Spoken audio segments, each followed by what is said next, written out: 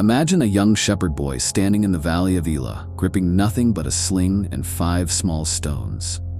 Before him looms a monstrous warrior, Goliath, undefeated, feared, unstoppable. The entire army of Israel holds its breath.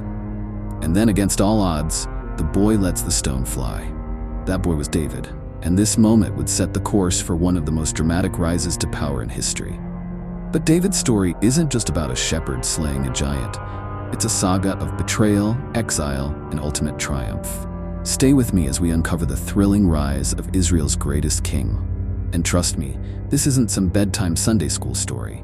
It's got everything: political intrigue, forbidden romance, and enough battles to make a Hollywood war epic look tame. Our story begins in a small village, Bethlehem. David was the youngest son of Jesse, a simple shepherd boy with no claim to power.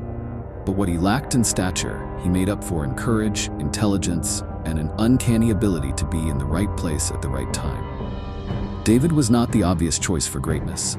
His older brothers were strong, experienced warriors, and yet when the prophet Samuel came to Jesse's house looking for Israel's next king, God rejected all of them. Then came David, the youngest, the least impressive in the eyes of men, but chosen by God for something far greater. Meanwhile, Israel's first king Saul was unraveling. Plagued by insecurity, paranoia, and, according to scripture, an evil spirit, he needed relief. That's where David comes in. His music soothed Saul's troubled mind, unknowingly placing him at the heart of Israel's power structure. But David was not just a musician. As a shepherd, he had fought off lions and bears to protect his flock. He had a warrior's heart, a fierce spirit, and a deep, unyielding faith in God. Enter Goliath, a 9-foot-tall Philistine champion, challenging Israel to send a warrior to fight him in single combat. For 40 days, he mocked and insulted Israel's army, and no one dared step forward. David wasn't even supposed to be there. He had come to deliver food to his brothers, but when he heard Goliath's taunts, something inside him stirred. How could this Philistine dare to mock the armies of the living God? He stepped forward, not as a warrior, but as a man of faith. Now let's pause. Picture yourself in David's shoes. A mere boy facing a monstrous warrior. Would you have stepped forward? With one strike, history was rewritten. David became a national hero overnight. But if you think his story ends in victory, think again. This was just the beginning of his troubles. Saul should have celebrated David. Instead, he feared him. The people were chanting, "Saul has slain his thousands, and David his tens of thousands." And that did not sit well with the insecure king. The very man whom David had served so loyally now saw him as a threat. Saul's jealousy turned into paranoia, and soon into an obsession with killing David. Saul's paranoia boiled over. He wanted David dead. Forced to flee, David became a fugitive, wandering the wilderness, gathering a band of outcasts, essentially forming Israel's first guerrilla army.